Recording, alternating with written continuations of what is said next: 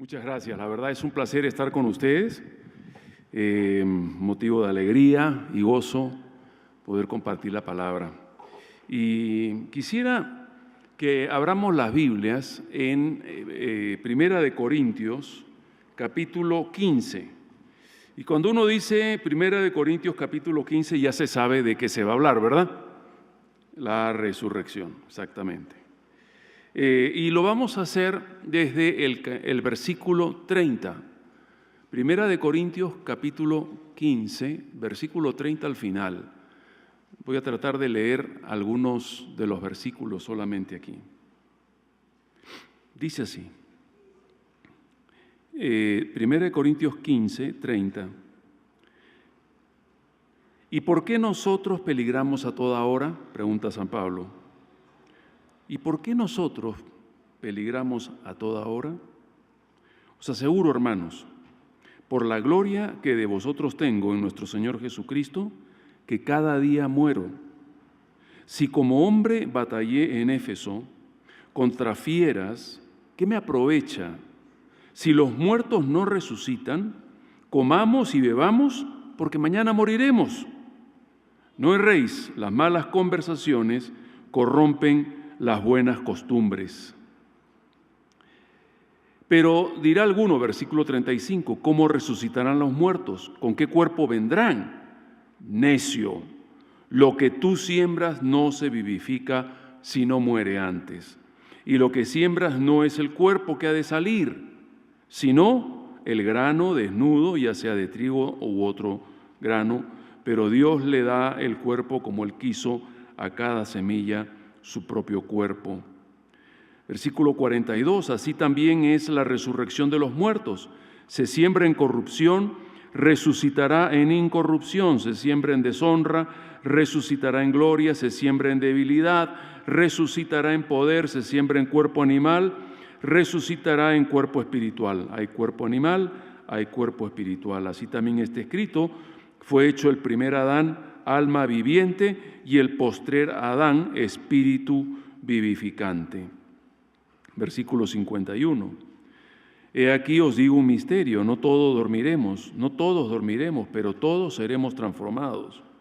En un momento, en un abrir y cerrar de ojos a la final trompeta, porque se tocará la trompeta y los muertos resucitados, incorruptibles, y nosotros seremos transformados, porque es necesario que esto corruptible se vista de incorrupción y esto mortal se vista de inmortalidad. Y cuando esto corruptible se haya vestido de incorrupción y esto mortal se haya vestido de inmortalidad, entonces se cumplirá la palabra que está escrita, sorbida es la muerte en victoria. ¿Dónde está, oh muerte, tu aguijón? ¿Dónde, oh sepulcro, tu victoria? Ya que el aguijón de la muerte es el pecado y el poder del pecado es la ley. Mas gracias sean dadas a Dios, que nos da la victoria por medio de nuestro Señor Jesucristo. Señor, te damos gracias al abrir tu palabra por esta revelación tan especial y lo que significa para cada uno de nosotros. Gracias, Señor, por tu presencia aquí, en el nombre de Jesús. Amén. Amén. Como dije, quisiera que hablemos de la resurrección, una de quizás la doctrina más espectacular para nosotros los cristianos. Pero también quisiera empezar en vías de introducción a hablar un poco de la muerte. La muerte forma parte quizás del gran pensamiento del ser humano. Es casi en algunas culturas se ven cómo se manejaba todo el tema de la muerte. En la antigüedad, por ejemplo, cuando se enterraba a un gran dignatario, se le enterraba con oro, con plata, comida, ¿no? Para que tenga para el largo viaje que iba a hacer. Sin embargo, ni el oro, ni la plata, ni la comida fueron usadas. En algunas culturas inclusive, y esto con los egipcios, con los incas, los distintos, mismas creencias. Pero por ejemplo, en la India se mataba a la esposa para que lo acompañe en su viaje. No agarren ideas raras al respecto, simplemente que de paso ya está ilegalizado, ¿no? Pero esa era una costumbre anterior para que la esposa acompañe al marido en su largo viaje sin retorno. Entonces, en fin, no examinen diferentes culturas, diferentes creencias en cuanto a lo que es la muerte, y el hombre piensa en eso. Nos copa la muerte en nuestro pensamiento. Cuando muere un ser querido, cuando nos enfermamos de gravedad, oye, esto ocupa nuestra mente. ¿Qué dice la Biblia al respecto?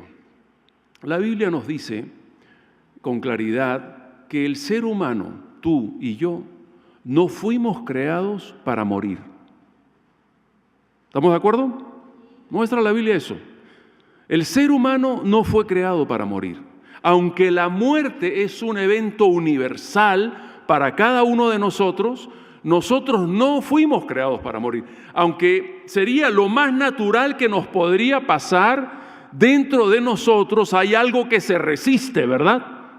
Hay algo dentro de uno que quiere, que no le gusta eso. No solamente a nivel psicológico, a nivel de nuestros microorganismos, nuestro sistema inmunológico pelea al primer síntoma de enfermedad porque no quiere. Algún día el sistema inmunológico nuestro perderá la batalla y nos tocará irnos, ¿verdad? Pero es así, hay algo dentro de nosotros que se resiste a eso. Y en esa realidad y en esa mezcla de sentimientos, la doctrina de la resurrección cristiana es sumamente importante. Y yo por eso quería tocar este tema. Estamos cercanos todavía al domingo de resurrección. Yo iba a predicar esto el domingo de resurrección en mi iglesia, me enfermé. Entonces, lo compartimos. Y quería que viéramos esto. 4 aspectos en el pasaje que hemos leído, 4 aspectos acerca de la resurrección. El primero lo llamo la seguridad de la resurrección. La seguridad de la resurrección. Pablo nos muestra que él sufrió muchísimo por predicar el Evangelio. Él empieza diciendo en el versículo 30, ¿y por qué nosotros peligramos a toda hora? ¿Por qué? ¿Por qué hago? En otras palabras, San Pablo está diciendo, ¿por qué hago esto? ¿Por qué someterme a vejámenes, sufrimientos, latigazos, toda clase de inconveniencias? Si los muertos no resucitan, dice San Pablo, no tendría ninguna razón de ser. Es más, él dice, si los muertos no resucitan, comamos y bebamos, que mañana moriremos. Es la conclusión a la que llega Pablo. Cuando Cristo resucitó, Él quiso que su resurrección fuera notoria, porque iba a ser la piedra angular de la creencia y de la fe cristiana. Por eso no se hizo en secreto. Dice que se le apareció a más de 500 personas. O sea, no fue unos cuantos, a más de 500 personas. Nos dice también Hechos de los Apóstoles que cuando Él resucitó, estuvo con los suyos 40 días. Oye, 40 días es como mucho, ¿verdad? Yo siempre digo, si aparece un amigo y te pregunta, ¿me puedo alojar en tu casa? Sí, ¿cómo no? ¿Hasta cuándo te quedas? 40 días. Ya suena como demasiado, ¿verdad? Uno dice 3, 4 días, una semana máximo. Pero ya 40 días se vuelve rutinario, se perdió, ya pasó la sorpresa. Para los discípulos ya llegó a ser una cosa relativamente común ver al Señor resucitado con ellos. ¿Por qué hizo el Señor eso? Quería dejarles,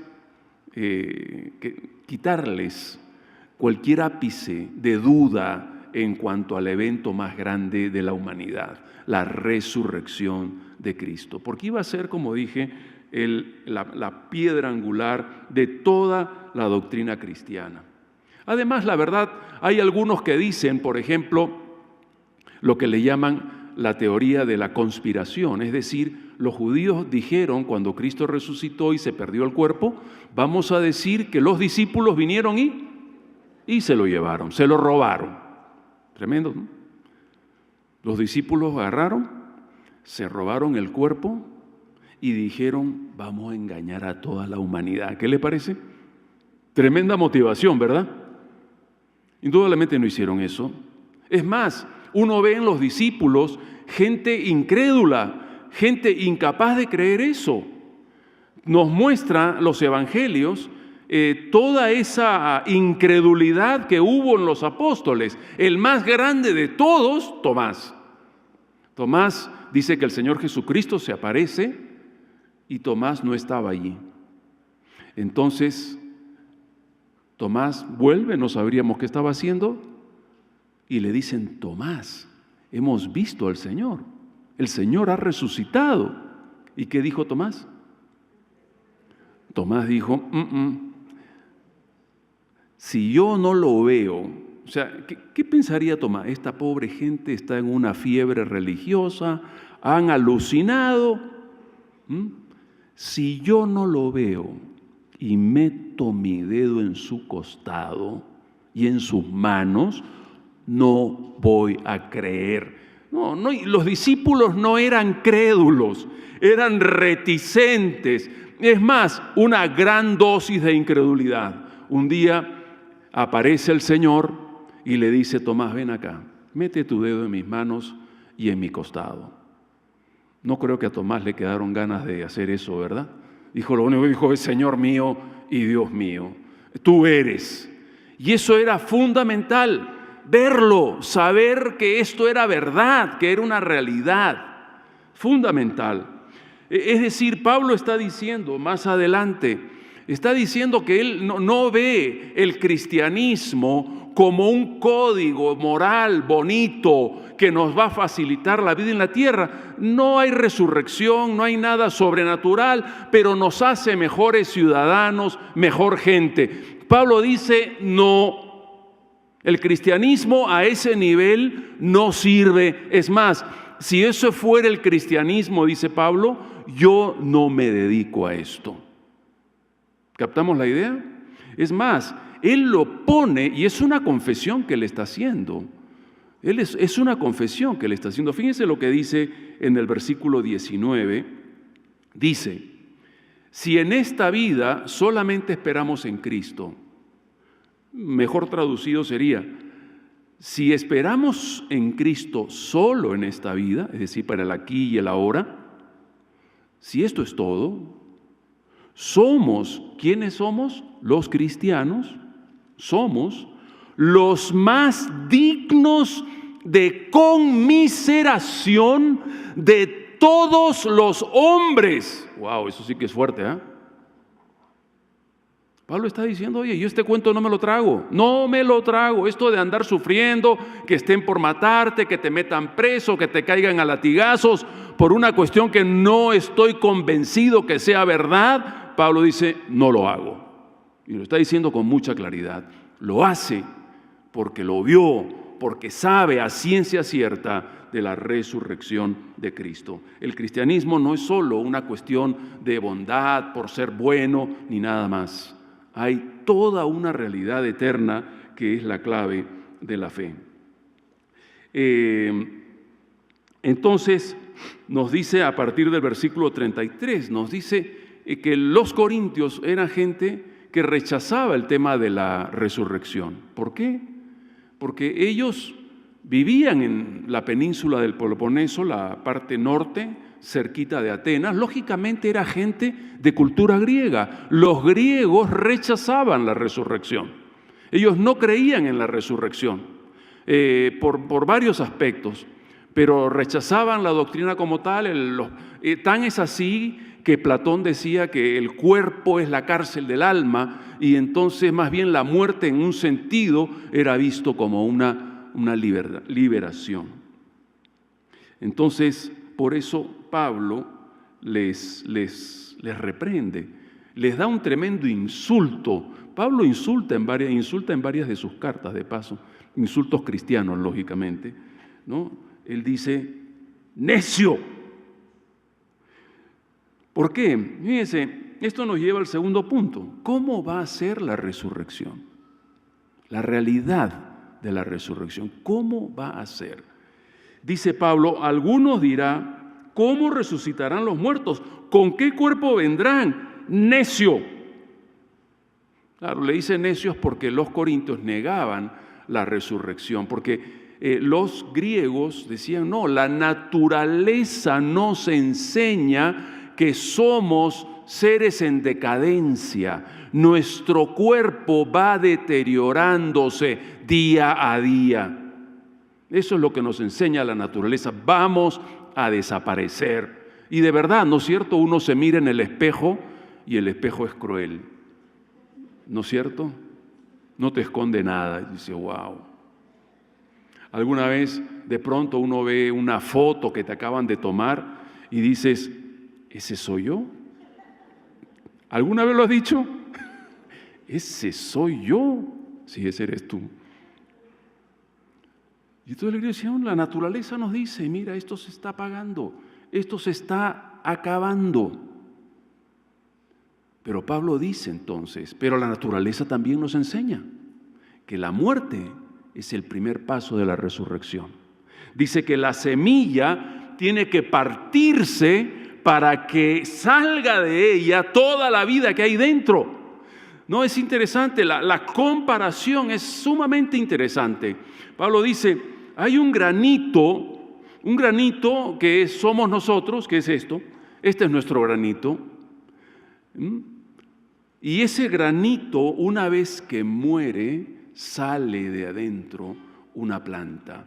Algo sumamente distinto. Lamentablemente nosotros nos aferramos al granito, ¿verdad? No, esto no quiero que se pierda. No, pero es que el problema con ese granito es que si no se rompe, no sale lo que hay adentro, dice Pablo. La naturaleza nos enseña eso. Y es interesante, nosotros nos aferramos al granito, pero, oye, ¿qué comparación puede haber entre ese granito y el árbol o la planta que va a salir de ahí adentro? Es algo grandioso, algo espectacular, totalmente rico y diferente a la existencia que nosotros tenemos ahora. Es la vida glorificada en cuerpos glorificados. Fíjate que es interesante. ¿Cómo será el cuerpo glorificado? No tengo la menor idea. Pero solamente puedo decir esto. Fíjense, nos dice que cuando Cristo resucitó y se apareció la primera vez a sus discípulos, dice que la habitación donde ellos estaba cerrado todo. Y Cristo apareció sin que se abrieran puertas ni ventanas para que Él entre. Interesante, ¿verdad? ¿Qué quiere decir esto? Que el Señor, con cuerpo glorificado, no tuvo necesidad de que le abrieran la puerta. Él pasó. Ahora, el Señor, al estar con sus discípulos, les dice que quiere comer con ellos. Cosa rara, ¿verdad? ¿Por qué el Señor come con los discípulos? Para que ellos vean que Él no es ningún fantasma, que no es una aparición, que no es algo etéreo, que Él tiene un cuerpo, sí, glorificado, pero cuerpo al fin y al cabo. Que no les quede la menor duda al respecto. Interesante. Fíjate, alguien decía el otro día, ¿por qué se movió la piedra de la tumba de Cristo? ¿Por qué? ¿Por qué? No para que saliera Cristo. Cristo podía salir sin que movieran la piedra, ¿verdad? Total, entró al cuarto sin que le abran la puerta. Movieron la piedra para que los discípulos vean adentro que no había nadie, para que vean el cuadro fundamental de la resurrección. Por eso Dios abrió la puerta, sacó la piedra. Cristo ya había salido. Los discípulos tenían que verlo. Entonces, un cuerpo glorificado, un cuerpo diferente. Esto nos lleva al tercer aspecto, el cuerpo de la resurrección. Fíjate, nos habla acá, en el versículo 45 al 50, nos habla de los dos Adán, del Adán primero, que es Adán, el padre de la raza humana, que es alma viviente, cuerpo animal, alma viviente, y el segundo Adán, que es espíritu vivificante. El primer Adán nos capacita, nos permite, nos da las capacidades para vivir aquí en la tierra. El segundo Adán es espíritu vivificante, espíritu que da vida, que nos permite vivir en el cielo, en la resurrección. Muy interesante esto. Es el Espíritu Santo quien nos vivifica y nos da esa capacidad, valores, proyecciones a lo que es la vida celestial. Yo me atrevería a decir algo. Yo me atrevería a decir que la resurrección ya empezó. ¿Estamos de acuerdo? Muy bien. El silencio otorga, decimos en mi tierra. ¿Acá también? No, es interesante. ¿Por qué ya empezó? Desde el momento que uno recibe el Espíritu Santo, ya empezó algo. Es el Espíritu que da vida. Es el Espíritu vivificante del segundo Adán, que entró a tu vida el día que abriste tu corazón a Dios. Ahí empezó algo nuevo, algo diferente, una forma de ver las cosas distintas, patrones, valores distintos. Muy importante, es el Espíritu Santo que te habilita a vivir en unas dimensiones no soñadas siquiera. Pongámonos a pensar, ¿cómo va a ser la vida en el cielo? Para seres humanos como nosotros que estamos en dimensiones totalmente distintas, quitémosle dos cosas a nuestra existencia. Por ejemplo, la belleza. ¿Sabes una cosa? En el cielo todos vamos a ser bellos. ¿Qué le parece? Nos salvamos, ¿verdad? ¿Está bien? No van a haber feos. Por lo tanto, no van a haber concursos de belleza. Si todos son bellos, nadie es bello. Y tú le sacas el concepto de... Porque en un mundo que vive endiosando la belleza, todo lo que tiene que ver con la belleza, con la juventud y demás, tú vas al cielo y ese valor cambió totalmente. Otro valor o antivalor, el tema de las cosas, el dinero, la plata, el oro, tu casa, los carros, etcétera, tu trabajo. Tendrás otro tipo de trabajo. Tu trabajo, lo que te da estatus, etcétera, todo eso queda fuera. ¡Qué vida tan distinta! Otros valores, otras dimensiones, otra forma de ver las cosas. Eso el Espíritu Santo nos empieza a dar una visión diferente de vida. No en función solamente del granito al que tanto nos aferramos, sino a esa planta que va a salir, a esa dimensión diferente, a ese árbol que por fin sale de un cautiverio, si lo podemos llamar así, de una semillita. Esa es la resurrección, dimensiones en las cuales no estamos viviendo ahora. Y en un sentido tenemos que hacer un esfuerzo por empezar a pensar no como el primer Adán, sino como el segundo Adán. Y esto me hace pensar en algo. Me plantea una pregunta. ¿Estoy preparado para la resurrección?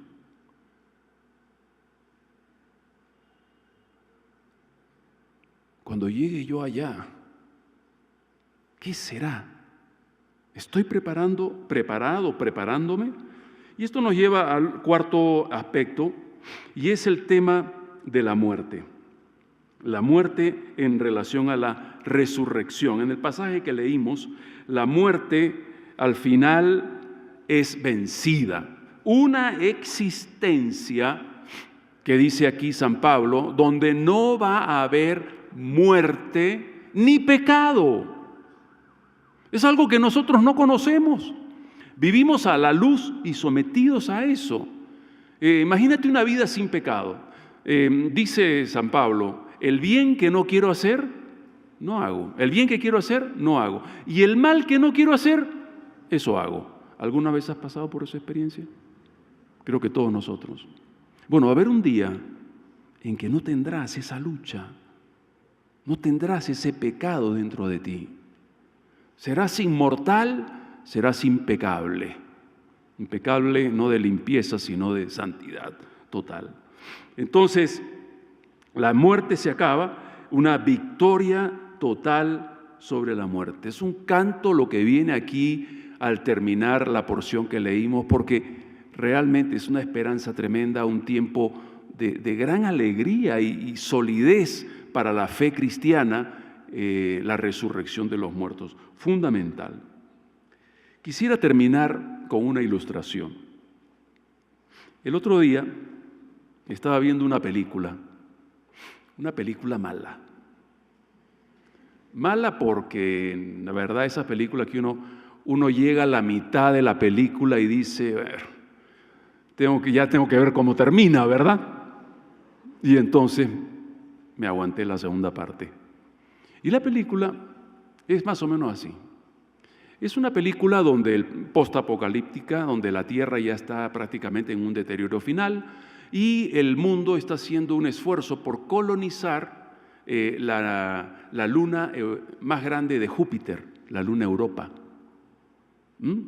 Entonces están haciendo un esfuerzo, hay un programa especial para eso y agarran a algunas personas para que pasar por un programa, por un tratamiento para ser capaces de vivir en esa luna de Júpiter. ¿Alguien ha visto la película?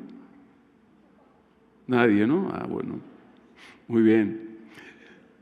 Entonces, la persona va siendo sometido a unas inyecciones, a un tratamiento genético que va cambiando su capacidad de sobrevivencia.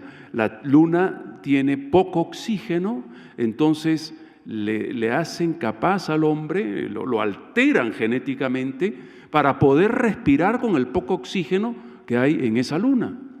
Por otro lado, también hace demasiado frío. Alteran genéticamente al ser humano para ser capaz de vivir a esas temperaturas. Eso es pura película, ¿no? No vayan a pensar que está ocurriendo algo así. Pero sin embargo, me hace pensar en esto. Nosotros hemos sido alterados genéticamente.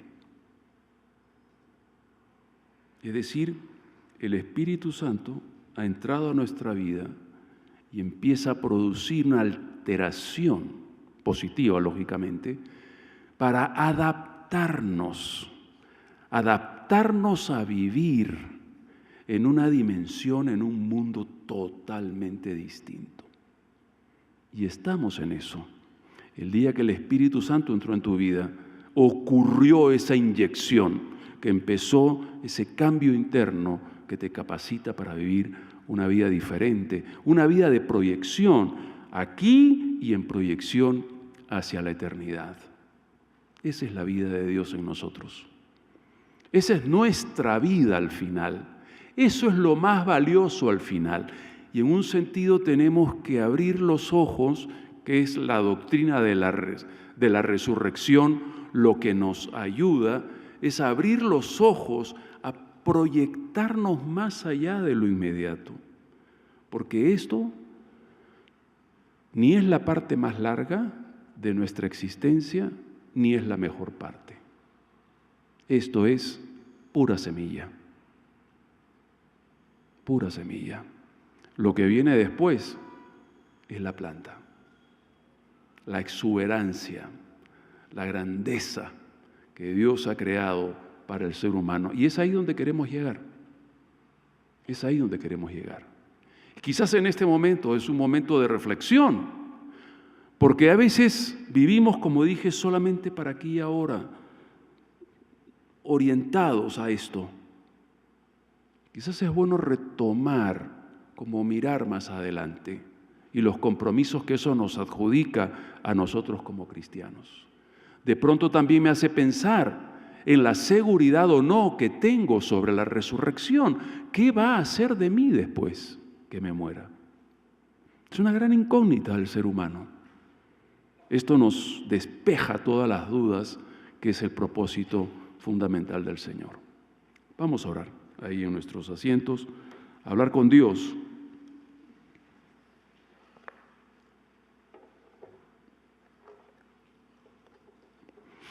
Ahí en silencio te invito a que reflexiones delante de Dios.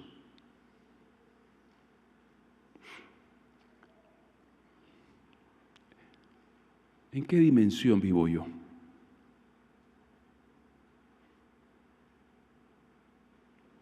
Como dije, estoy listo para la resurrección.